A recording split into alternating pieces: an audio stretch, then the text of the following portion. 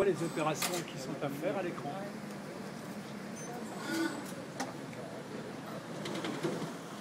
Vous voyez que je suis simplement ce que moi.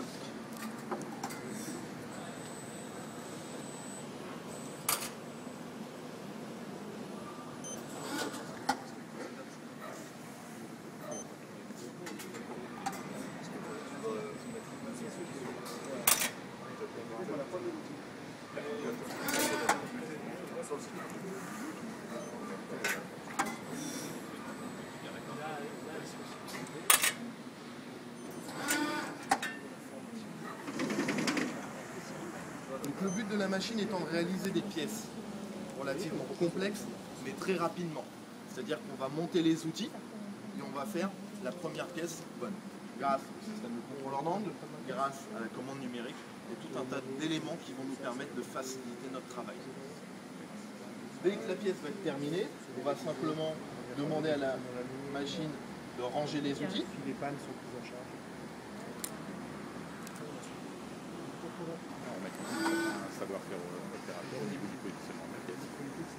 On range les accessoires de la machine, on remet la protection et on va lui demander soit de prendre notre pièce, ça,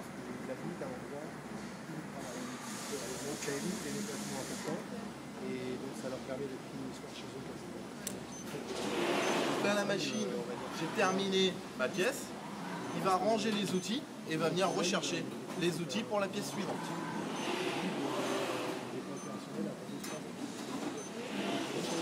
Le but de ces machines est aussi de travailler ce qu'on appelle avec du multi-setup. C'est-à-dire qu'on va faire un montage d'outillage commun pour tout un assemblage de pièces ou une série de pièces. Et ensuite, on va travailler en permanence avec les outils montés sur la machine. Et on va faire tout le produit. Ensuite, on envoie à l'assemblage et on recommence.